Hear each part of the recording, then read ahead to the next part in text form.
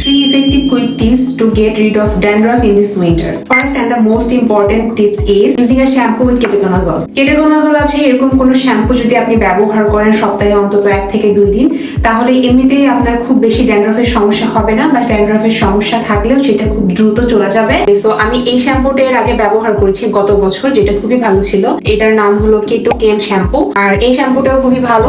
এটা হলো নিউট্রিজিনার টি jail shampoo. এই শ্যাম্পুটা খুব ভালো কাজ করে স্ক্যাল্পের যে কোনো ধরনের ড্যান্ড্রফ ও ইনফ্লামেশন দূর করার জন্য।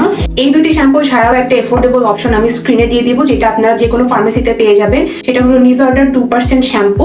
এটার প্রাইস প্রবাবলি 250 থেকে 300 টাকার মধ্যে, বাট ইট ওয়ার্কস গ্রেট। সপ্তাহে জাস্ট 1 থেকে 2 দিন ব্যবহার করলে এনাফ। সেকেন্ড টিপসটা হলো ইউজিং আ স্ক্যাল্প ম্যাসাজার। একটা প্রিমিয়াম সিলিকনের স্ক্যাল্প ম্যাসাজার ব্যবহার করতে পারেন, যেটা আপনার হেয়ারের ড্যান্ড্রফ বা বিল্ডআপ হতে দিবে না।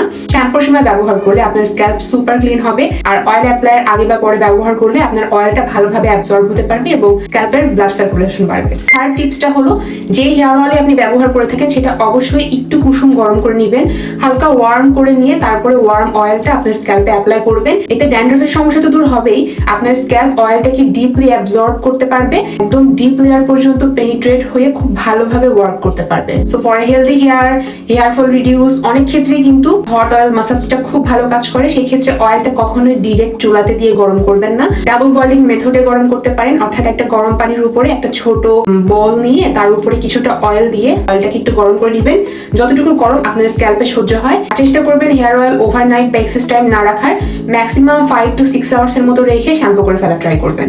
এই 3টে স্টেপ মোটামুটি ঠিকঠাক ভাবে ফলো করলে আপনার ড্যান্ড্রফের সমস্যা থেকে একদমই মুক্তি পেয়ে যাবেন ইনশাআল্লাহ। এই 3টে স্টেপই খুব বেশি ইফেক্টিভ। আর এডিশনাল একটা স্টেপ হিসেবে ব্যবহার করতে পারেন ভালো একটা নিম কাঠের চিরুনি। আমরা সবাই জানি নিম কাঠের চিরুনিতে অ্যান্টি ইনফ্লেমেটরি প্রপার্টিজ থাকে। অ্যান্টি ইনফ্লেমেটরি এবং অ্যান্টি ইনফেকশনাল প্রপার্টিজ থাকার কারণে এটা কিন্তু আমাদের স্ক্যাল্পে কোনো ধরনের ইনফ্লেমেশন, ড্যান্ড্রফ এই ধরনের সমস্যা তৈরি হতে দেয় না, বা হলেও সেটাকে রিডিউস করতে হেল্প করে।